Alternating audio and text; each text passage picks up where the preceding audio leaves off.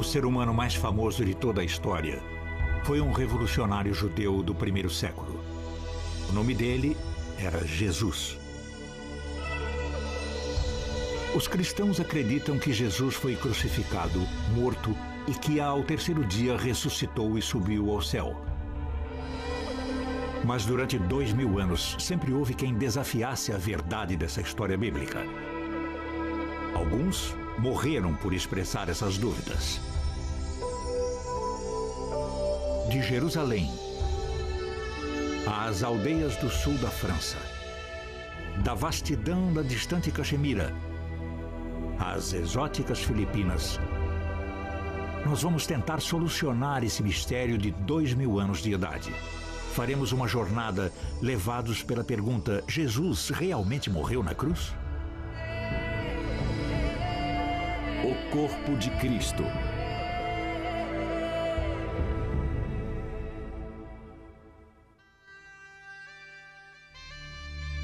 A saga do cristianismo registra não apenas o mais famoso nome, mas também o acontecimento mais notável da história: a crucificação.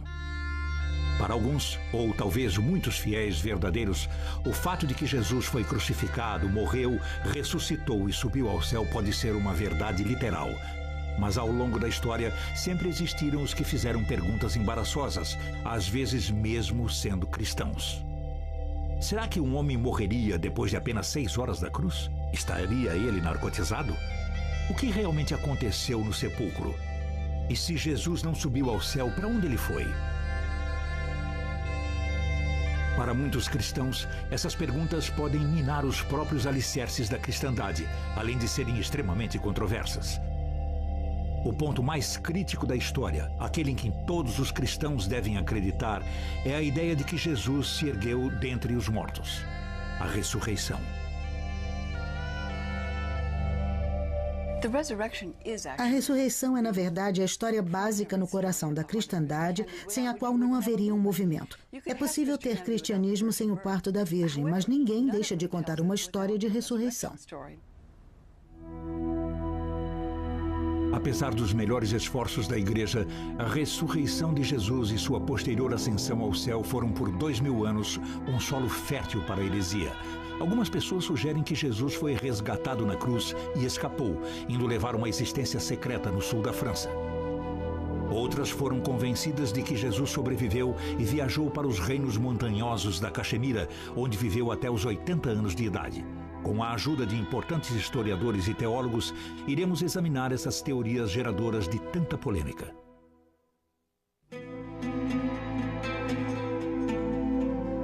Para entender o que aconteceu com Jesus depois da crucificação, é preciso primeiro examinar fatos da vida dele. Mas o que é um fato histórico? Qual é a prova? Quase tudo o que atualmente achamos que sabemos a respeito de Jesus vem dos 4 evangelhos: Mateus, Marcos, Lucas e João.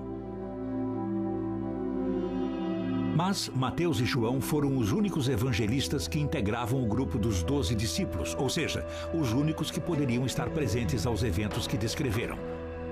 Aparentemente, os 4 evangelhos foram escritos entre 40 e 100 anos após a crucificação, o que, segundo a história romana, aconteceu por volta do ano 30 d.C. Mas apesar de nós conhecermos os evangelhos por esses 4 nomes, estudiosos modernos da Bíblia não têm certeza de quem realmente os escreveu. De início, todos esses evangelhos circularam anonimamente. Não havia nomes ligados a eles até cerca do ano 200. E o teólogo cristão que surgiu com a ideia de um Novo Testamento foi logo condenado como herege. Independentemente de quem tenha escrito os 4 evangelhos, a descrição da morte de Jesus está em todos eles.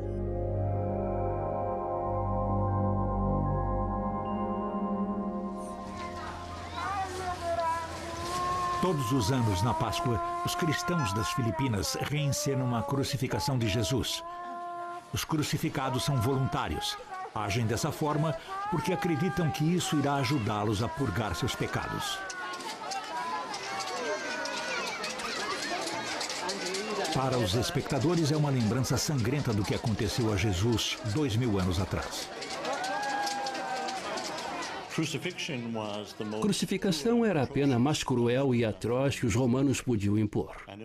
E era aplicada somente nos casos de traição e em escravos. Um nobre traidor normalmente era estrangulado. Mais simples, mais fácil e muito menos doloroso.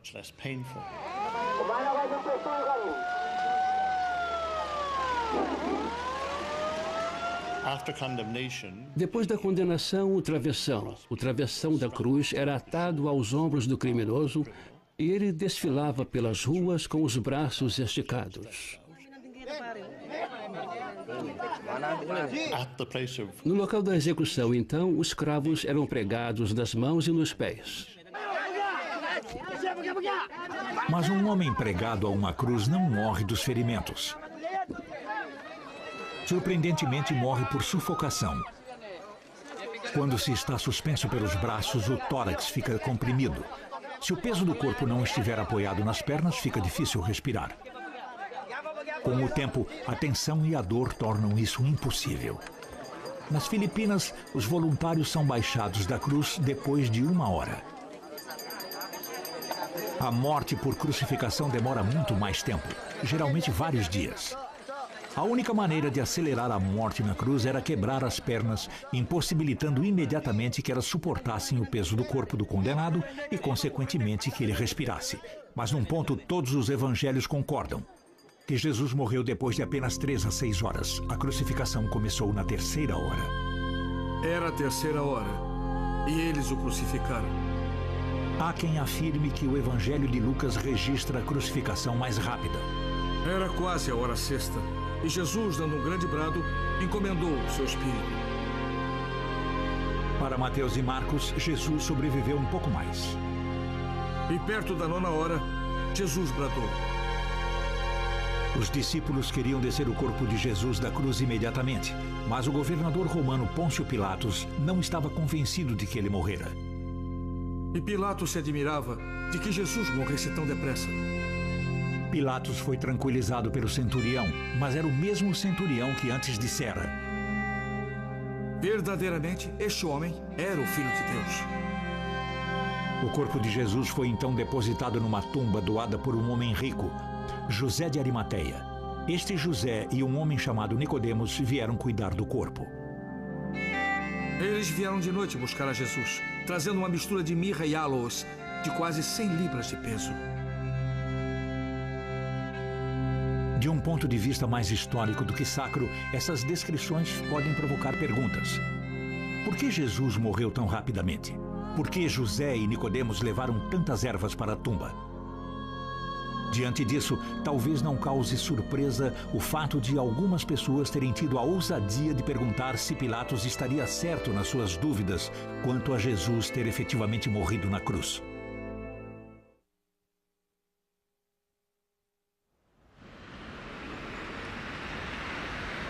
O fato de Jesus não haver morrido na cruz é uma ideia explosiva, particularmente para os cristãos. Em nossa jornada para conhecer a verdade sobre a vida e morte de Jesus, precisamos depositar toda a atenção nas descrições bíblicas da ressurreição. Foi aqui, em Jerusalém, que Jesus foi crucificado e, segundo as Escrituras, retornou à vida. Mas em Jerusalém, qualquer um é forçado a lembrar que não vivemos num planeta cristão.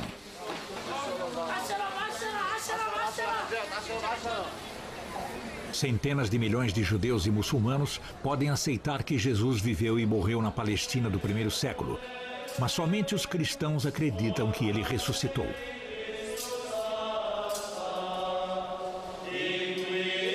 Esta é a Igreja do Santo Sepulcro, em Jerusalém, construída sobre o lugar onde supostamente estaria a tumba para onde Jesus foi levado após a crucificação.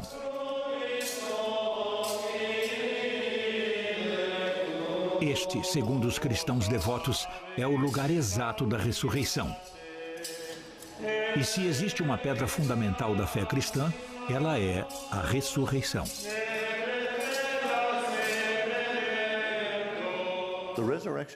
A ressurreição de Jesus no que concerne a todas as igrejas cristãs é absolutamente fundamental para a fé, e não tem dúvida de que isso jamais irá mudar.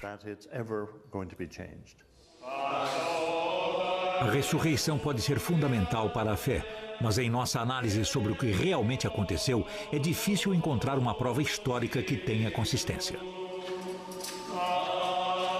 Os 4 evangelhos contam histórias diferentes. Ler as narrativas da ressurreição é como ler 4 reportagens sobre o mesmo jogo de futebol em 4 jornais diferentes. E alguma discordância sobre se o lance foi faltoso ou não significa que o jogo não aconteceu e que não houve um vencedor.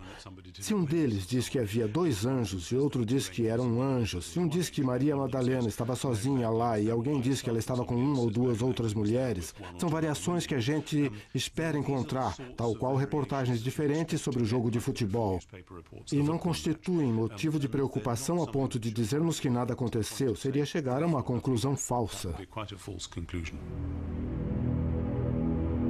Mas nas primeiras versões do primeiro evangelista Marcos, não há qualquer indício de ressurreição. O evangelho simplesmente termina com a descoberta de uma tumba vazia. Os últimos versículos de Marcos, que efetivamente contêm histórias da ressurreição, foram acrescentados 200 anos mais tarde. Nenhuma história do Evangelho é CNN em Jerusalém no ano 30. Os evangelhos foram escritos na forma de biografias históricas, daí muitas pessoas presumirem que sejam exatamente isso. Mas na verdade não são. Foram escritos para demonstrar às pessoas a importância e o significado de Jesus e de seus ensinamentos. É para isso que servem e se saem muito bem. Mas não existe um interesse essencial no que realmente aconteceu. Mateus e Lucas referem-se à ressurreição, mas não concordam quanto aos detalhes. Em Mateus, Jesus encontra as mulheres perto da tumba e depois os seus discípulos apenas uma vez sobre uma montanha na Galileia. Em Lucas, Jesus encontra 2 discípulos cujos nomes não são citados e que não o reconhecem. Em seguida, encontra os 11 discípulos restantes antes de deixá-los em uma aldeia do lado de fora de Jerusalém. O último evangelho, o de João, tem várias histórias diferentes da ressurreição. Para muitos estudiosos modernos, essas variações sugerem que as histórias não foram escritas para narrar um acontecimento miraculoso, mas sim com um objetivo inteiramente diferente e político. De vez que foram as supostas testemunhas da ressurreição que se tornaram os chefes das primeiras igrejas. Até hoje, o Papa alega que sua autoridade advém de uma linha de ordenações direta e contínua iniciada em Pedro, o primeiro discípulo que teria visto Cristo ressuscitado. Alguns estudiosos chegam a sugerir que a história da ressurreição foi criada para se tornar uma extraordinária ferramenta psicológica com o objetivo de atrair novos convertidos. Se não fosse a ressurreição de Jesus, a sua ascensão dentre os mortos, nós não poderíamos estar celebrando o Natal. É mais ou menos como entrar para o exército. A primeira coisa que queremos é assumir o comando do seu corpo. Então, simbolicamente, eu digo que vamos raspar a sua cabeça. E assim que você se submete a isso, nós o assumimos. Assumimos o seu corpo, que é o que queríamos.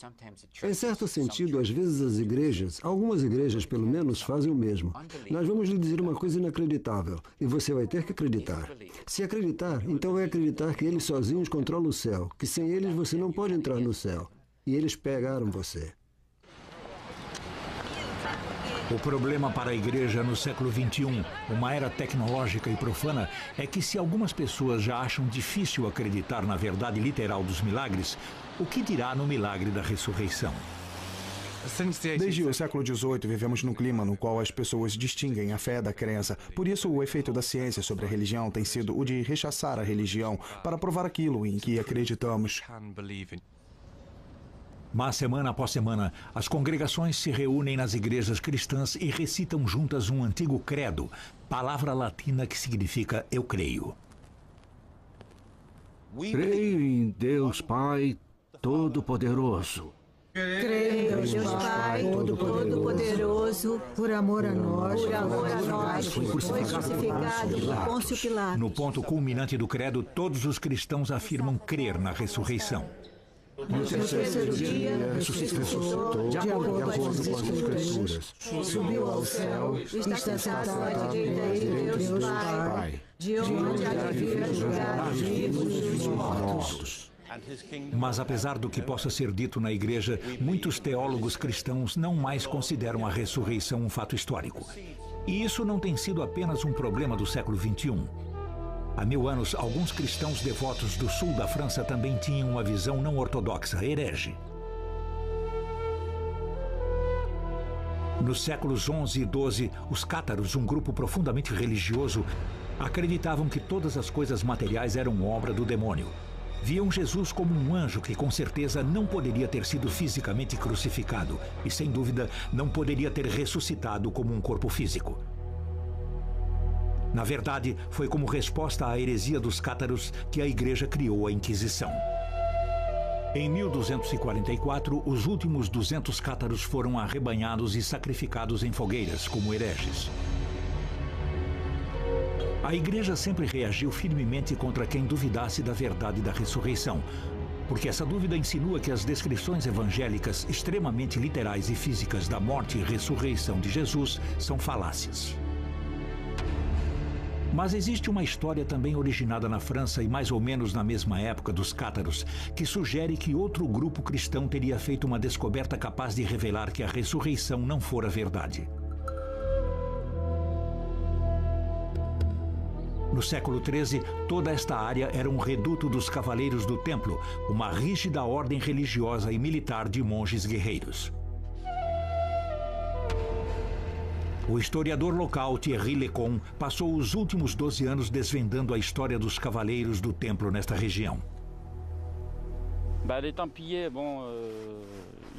Os Templários vieram para esta região. Existem vestígios deles por toda a área. Ali no fundo, perto do castelo de Blanchefort, há ruínas de um antigo posto de comando templário.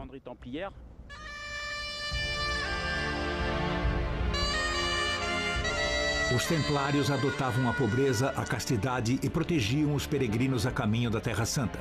Mas seu objetivo principal era manter Jerusalém e os locais sagrados livres das forças islâmicas.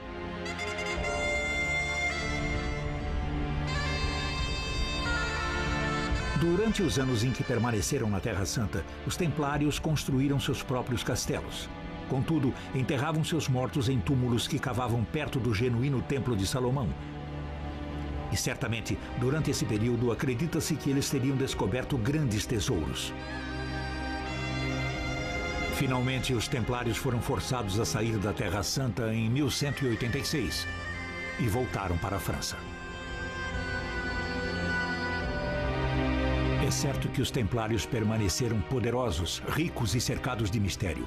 Por isso, não causa surpresa que houvesse especulações a respeito deles, inclusive com o surgimento da lenda de que os templários teriam descoberto os ossos de Jesus e os trazido de volta à França.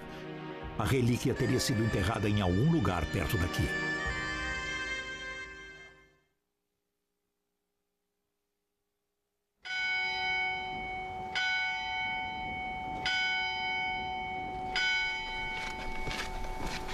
A lenda de que 1000 anos atrás os templários teriam encontrado uma urna contendo os ossos de Jesus levou estudiosos modernos até uma pequena igreja na aldeia de René-le-Château.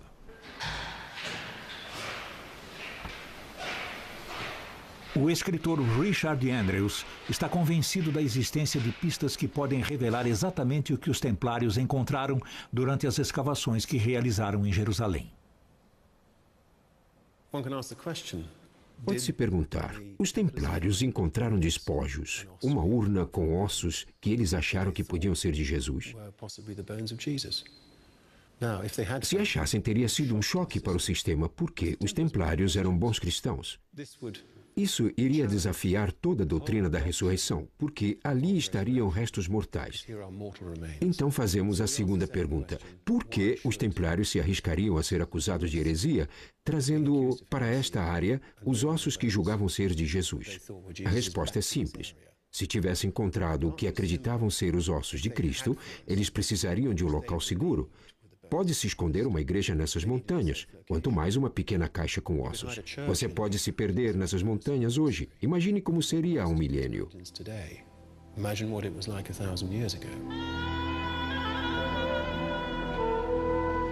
No No século XIX, um padre daqui chamado Bérenguer Saunier asseverou ter encontrado documentos antigos e, fossem quais fossem, o religioso certamente ficou muito rico depois. Richard Andrews encontrou pistas nesses pergaminhos utilizando geometria e transferindo símbolos de antigas pinturas para mapas igualmente antigos. Tudo isso na esperança de descobrir algum tesouro dos Templários. As pistas que encontramos apontam para um mapa na forma de um hexagrama, também conhecido como selo de Salomão. Mas é a estrela de Davi. Este mapa aponta um local específico. Nós sabemos que o padre Bérenguer Saunier se tornou fabulosamente rico, mas com certeza não foi por encontrar o que ele procurava. Podemos deduzir que talvez Saunier tenha recebido dinheiro de patrocinadores para procurar um local nesta área que pudesse ter recebido os ossos de Cristo. Seja o que for, de uma coisa temos certeza. O segredo para o qual Saunier estava dando pistas era herege.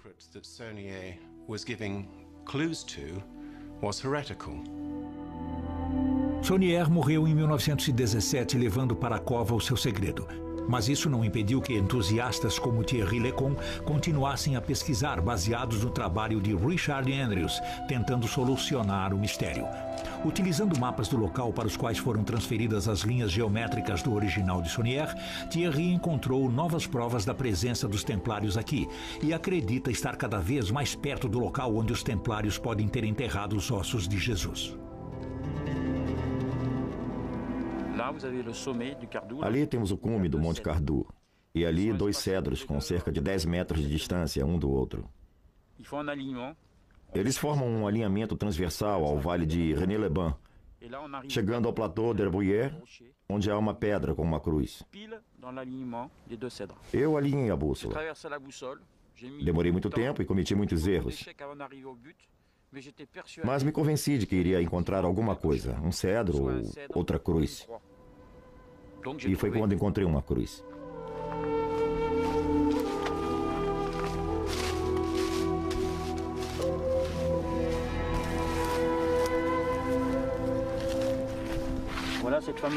Aqui está a famosa cruz. Passei muito tempo bem perto dela, mas sem achar o lugar. Demorei 12 anos para encontrar esta cruz.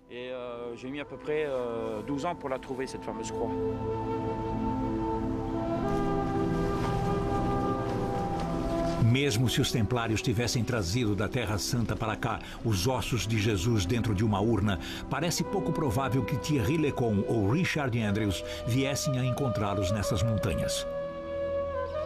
Contudo, houve aqueles que retornaram às histórias originais dos evangelhos sobre a morte e ressurreição de Jesus e chegaram a conclusões mais críveis, mas não menos assustadoras, sobre o que exatamente aconteceu há 2000 anos. Você lê a história da tumba vazia, que na sexta-feira alguém foi morto e que no sábado saiu da tumba.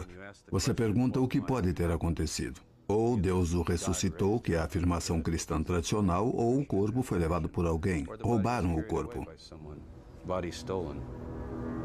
Mas existe outra possibilidade. Os evangelhos descrevem como, depois da ressurreição, Jesus comeu, bebeu e Tomé pôde tocar em seus ferimentos. Daí talvez não surpreenda que pessoas que procuraram explicações naturais para os milagres tenham sugerido que Jesus estava vivo, porque ele não morreu na cruz. Há muitas versões. Uma surgida há alguns anos no livro A Trama da Páscoa sugere que ele foi sedado na cruz e que foi retirado logo, podendo, portanto, ter sobrevivido. É uma possibilidade. Os discípulos realmente deram a Jesus algum tipo de substância numa esponja. Ensoparam no vinagre uma esponja e, atando-a a um isopo, lhe achegaram a boca. E Jesus morreu imediatamente após beber essa substância. Quando Jesus recebeu o vinagre, disse: "Está acabado." Mas, por estranho que pareça, não é preciso sugerir que Jesus tenha sido sedado ou drogado pelo que quer que estivesse na esponja para acreditar que ele pode ter sobrevivido. Há registros de pessoas que sobreviveram à crucificação. O historiador judeu Josephus escreveu que um de seus amigos sobreviveu à crucificação na Palestina no século I. Ele está viajando para uma aldeia chamada Tacoa, a fim de procurar terra para um acampamento romano. E nota que 3 amigos seus estão presos a cruzes. Então ele pede permissão para baixá-los de lá. Tito, o general romano, concorda. Os 3 homens são descidos imediatamente e medicados. 2 morreram, mas o terceiro sobreviveu. Portanto, é possível que Jesus tenha sobrevivido? Certamente. Sua crucificação foi executada apressadamente, talvez até demais. Quando se olha a história de Jesus e de como ele foi executado pelos romanos, vê-se que ele fica na cruz durante 6 horas. A presunção é de que ele está morto. Os soldados romanos examinam o corpo. Existem 2 outros crucificados, segundo conta o Evangelho. E as pernas deles são quebradas para acelerar a morte, porque o dia do Sabat está próximo. Quando chegam a Jesus, eles dizem, ele já está morto. Seu corpo está inerte, ele não respira. Então, eles preparam o corpo e o colocam numa tumba que presumivelmente é vedada. Sob o ponto de vista prático, ele está morto. A pergunta, porém, é, ele está clinicamente morto? Claro que a questão da morte clínica surge porque as ervas que José de Arimateia levou para dentro da tumba com o corpo de Jesus eram aloes, plantas usadas para curar, não para embalsamar. Nós temos histórias, tanto do mundo moderno quanto do antigo, onde as pessoas aparentam estar mortas e, para todos os efeitos práticos, estão mortas. Isto é, se elas não respondem ao mundo exterior. Mas aí elas realmente revivem ou retornam. É o que chamamos de ressuscitação, mas, se respeitar o idioma, seria ressurreição. A ideia de que Jesus possa ter sobrevivido à crucificação em vez de ter ressuscitado parece provocação. Mas todos os evangelhos dizem claramente que os discípulos viram Jesus como se ele estivesse vivo. Se Jesus sobreviveu, isso necessariamente não significa que a história da ressurreição foi uma mistificação ou uma falsidade intencional. No final do século XIX, o escritor inglês Samuel Butler, em seu livro sobre a ressurreição, expôs a teoria de que se Jesus na cruz entrou num coma induzido e depois voltou a si na tumba, então ele e seus discípulos teriam efetivamente achado que essa recuperação foi uma ressurreição milagrosa. Isso ainda tem grande credibilidade se visto à luz, por exemplo, de desenvolvimentos mais modernos. Veja as experiências da quase-morte nos Estados Unidos. Cerca de 13 milhões de pessoas afirmam que tiveram experiências da quase-morte, viram esta luz branca e acreditam em algum tipo de milagre. No século I não havia essa percepção científica, nem esses hospitais para salvá-las. O que aquelas pessoas pensavam faz sentido. Isso não as torna fraudulentas ou impostoras. Faz delas pessoas genuínas que julgavam haver testemunhado um milagre. Quaisquer que fossem as circunstâncias, se Jesus estava vivo, então ele e seus discípulos estavam diante de um sério problema. Se Jesus foi colocado na tumba e de algum modo reviveu, ele próprio certamente pensaria que aquilo foi um ato da graça de Deus. Eu estive às portas da morte e fui trazido de volta. Mas há uma questão prática, um problema político, na verdade. Os romanos basicamente fazem uma coisa com os messias. Eles os crucificam.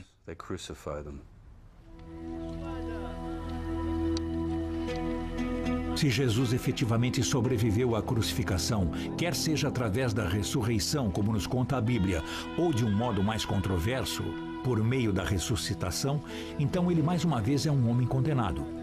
Disse que a Bíblia resolveu esse problema com um milagre chamado ascensão. Jesus é levado materialmente para o céu. Mas o fato interessante é que a ascensão não aparece nas versões originais dos evangelhos. As referências à ascensão em Marcos estão entre os versículos que, como vimos, foram acrescentados 200 anos mais tarde. Há um trecho em Lucas que diz assim: "E era elevado ao céu." Mas, novamente, isso não aparece em todas as Bíblias. Na verdade, foi inserido apenas porque há uma referência à ascensão num livro mais recente da Bíblia, o Ato dos Apóstolos. Não há ascensão no Evangelho de Mateus, e o de João termina com estas palavras enigmáticas: Muitas outras coisas há ainda que fez Jesus, as quais, se escrevessem uma por uma, creio que nem no mundo todo poderiam caber os livros que delas se houvessem de escrever. Então, o que foi que Jesus fez? Uma das histórias que emergem dessa questão depende da ideia de que o relacionamento de Jesus com Maria Madalena era muito especial.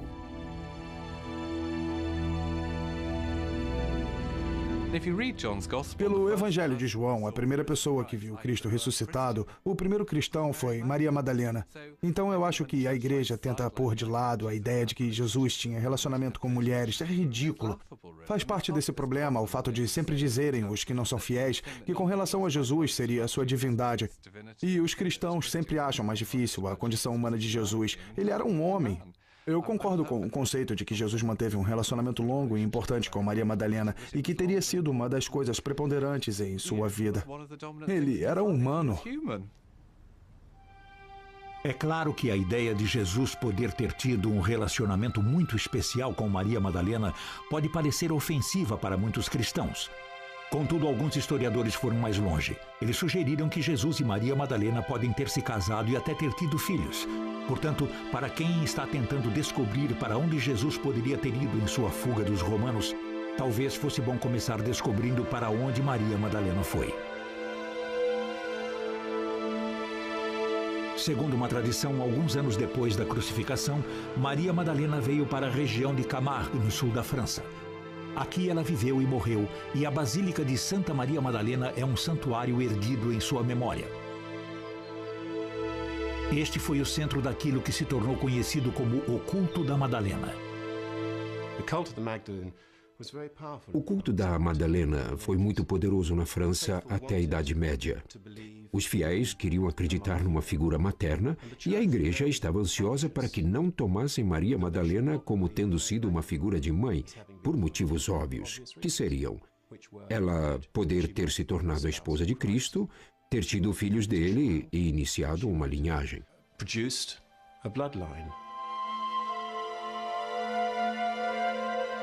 Uma lenda local descreve como Maria Madalena veio para cá com seu irmão Lázaro, sua irmã Marta e alguns companheiros. Se o relacionamento entre Jesus e Maria Madalena era tão estreito quanto sugerem algumas fontes, talvez entre aqueles companheiros houvesse um viajando incógnito, por medo de ser preso pelos romanos. O próprio Jesus. Jesus pode ter embarcado em Cesareia ou num dos portos menores da costa da Síria e partido para uma vida diferente. E pode muito bem ter chegado, como muitos acreditam, a esta parte da França e começado uma vida nova. Pode até ter trazido a família, portanto, essas narrativas podem ter um fundamento histórico. Depois da morte de Maria Madalena, seus despojos foram colocados em sarcófagos e escondidos. Somente em 1279 eles foram descobertos e ergueu-se esta basílica para guardá-los. Encerrado numa cripta, no centro da igreja, está aquele que se acredita ser o crânio de Maria Madalena.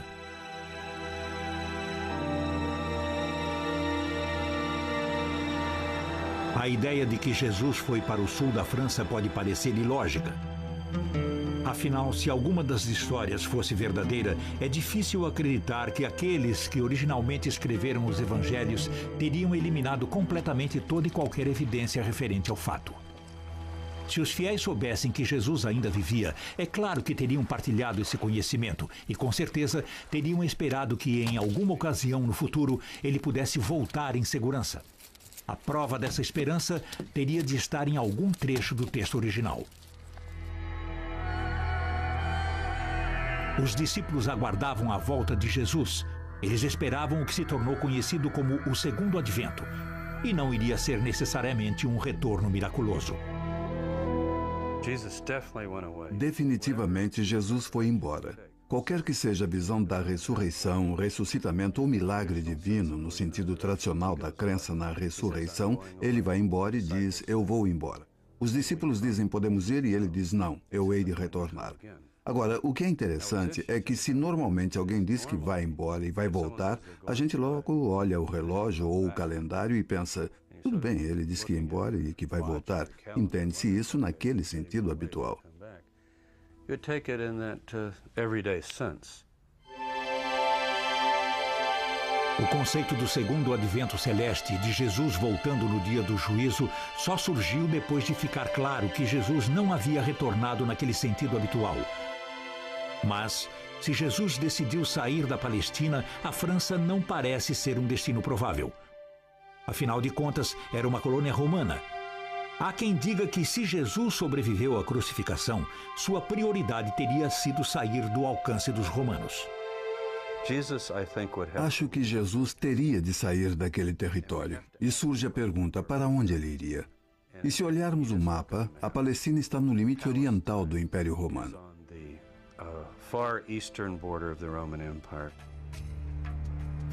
Indo para o oeste, cai-se diretamente no coração do território romano, onde temos nossas 15 legiões posicionadas ao redor do mundo. Indo para o leste, cruza-se o território até Pártia, passando finalmente através da Pérsia, da Índia e do Afeganistão, nessa direção.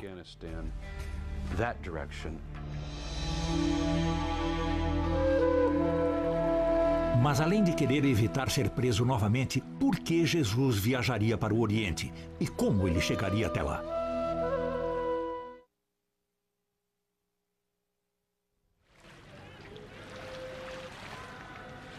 Se Jesus quis realmente viajar para o Oriente, afastando-se do Império Romano, a viagem a partir de Israel teria sido surpreendentemente fácil, por terra ou por mar, seguindo a rota da seda ou das especiarias.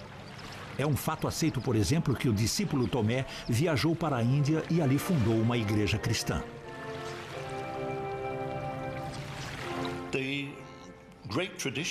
A grande tradição da igreja indiana é de que ela foi fundada pelo apóstolo Tomé.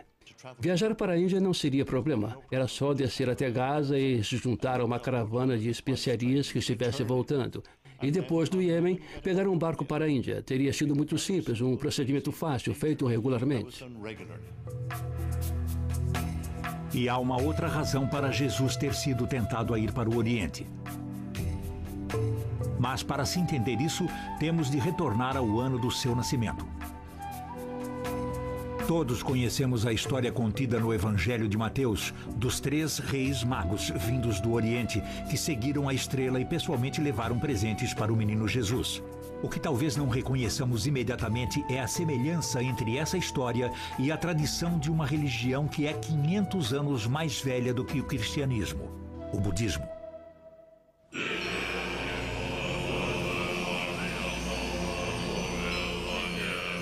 Quando um grande homem santo do budismo, ou lama, morre, os magos consultam as estrelas e outros presságios e partem geralmente em longas viagens em busca do menino que seria a reencarnação do lama.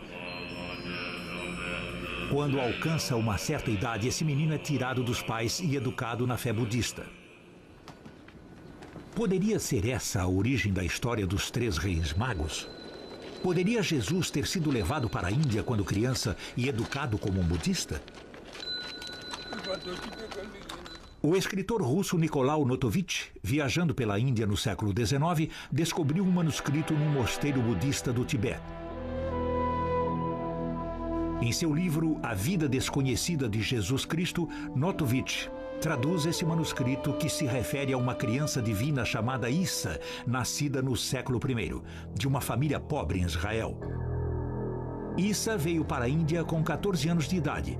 Aqui aprendeu as leis do budismo, antes de voltar a Israel com 29 anos de idade. Essa ideia certamente explicaria o fato de não haver qualquer registro da presença de Jesus na Palestina no período contido entre seus 14 e 29 anos de idade. É certo que os ensinamentos e milagres de Jesus possuem um estranho paralelismo com os ensinamentos e milagres do Buda. Amar os inimigos e a ideia de que os mansos herdarão a terra não tem qualquer tradição na religião judaica, mas são perfeitamente coerentes com o budismo. E sabe-se que Buda caminhou sobre a água e milagrosamente alimentou muitas centenas de discípulos seus com apenas algumas migalhas de comida.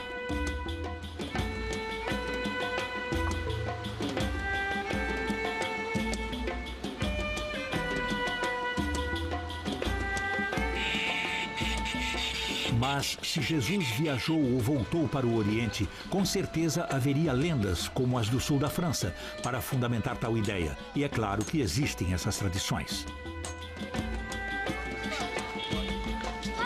As pessoas aqui de Caxemira chamam sua própria tribo de Bene Israel e se dizem descendentes de tribos perdidas. Aqui correm histórias sobre Issa, um pregador do primeiro século, localmente conhecido como Yusafaf, que significa chefe dos que curam e que teria voltado a Caxemira quando estava com 30 anos. O sacerdócio de Yusafaf pode facilmente ser visto como a continuação do sacerdócio de Jesus.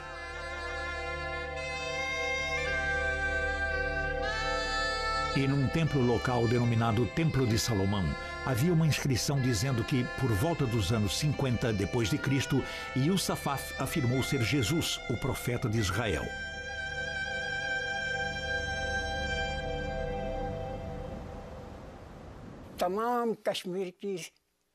Livros sobre a história de Caxemira contam que Yusafaf veio de outro país. Era profeta e mensageiro. Veio de Israel. Veio para difundir seus ensinamentos. Viveu e morreu aqui.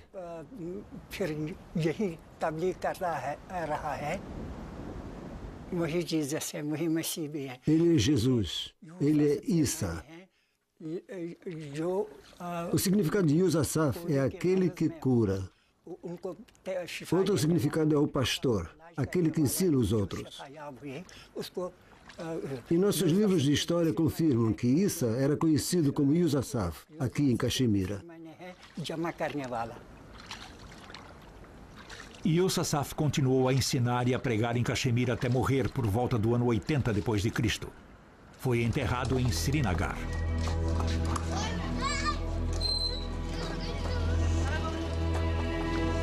E este, segundo dizem, é o túmulo de Yusafaf. O primeiro prédio construído em torno deste local foi erguido no ano 112 da nossa era.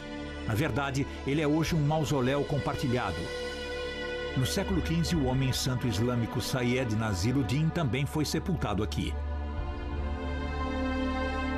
Embora as duas lápides sob o manto apontem na direção norte-sul, conforme a tradição islâmica, o corpo de Yusafaf foi enterrado numa cova aberta no sentido leste-oeste, segundo a tradição judaica.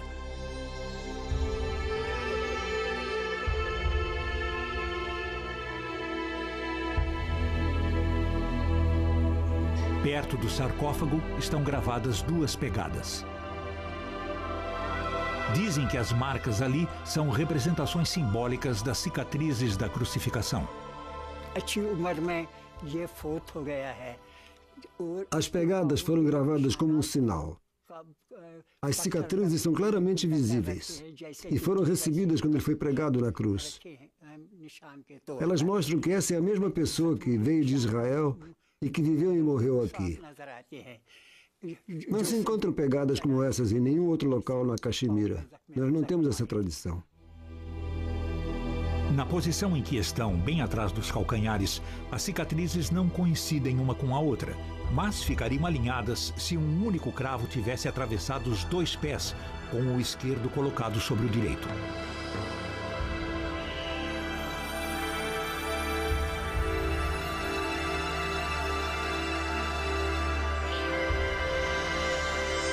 Muita gente acredita que este é o túmulo de Jesus.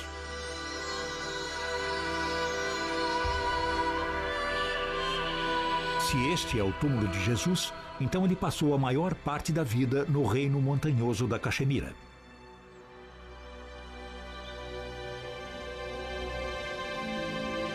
Ele não morreu na cruz, não houve a ressurreição, ele não subiu ao céu e não está sentado à direita de Deus Pai. Para muitos cristãos, isso seria o fim do cristianismo tal como conhecemos. Mas para alguns, a história original ainda tem força poética. Para mim, a ressurreição trata da morte. Duas coisas que acontecerão em nossas vidas é que vamos nascer e vamos morrer. São as duas coisas sobre as quais nada sabemos. Por isso temos esse grande vazio antes e esse grande vazio depois. Assim, qualquer crença, qualquer religião, qualquer igreja que se haja estabelecido terá sempre algum conceito, algum modo de lidar com a morte. Na ressurreição de Jesus, no final da história da Páscoa, está o simbolismo da nossa ressurreição em nossa própria nova vida. Isso é a grande força do cristianismo, e fugir desse simbolismo incrivelmente forte da ressurreição que nos abala por causa da realidade que acontecerá, e começar a discutir se os ossos de um túmulo coincidem ou sobre o que na verdade aconteceu, foge completamente ao objetivo do cristianismo. E sempre existirão aqueles para os quais nenhuma inconsistência ou anomalia dos evangelhos terá qualquer significância. Para eles, a história ainda tem o selo da verdade evangélica. Eu compreendo que as pessoas achem difícil acreditar porque sabemos que essas coisas não acontecem. Se você acha que viu alguém que estava morto tornar a viver, você vai dizer, toma 2 aspirinas e deita que isso passa. E o fato é que não passou. E o que temos nos evangelhos não são histórias de pessoas dizendo, bom, é claro que ele está aqui, está vivo novamente. Nós temos histórias de pessoas que dizem, mas o que é isso? Não seja tolo, isso não pode acontecer. Elas sabiam tanto quanto nós. E contudo, no âmago da questão, elas voltam e dizem, realmente aconteceu. Isso nos deixou perplexos, modificou nossa visão do mundo e desde então continua fazendo as pessoas modificarem a sua visão do mundo. Versão brasileira Sincrovídeo.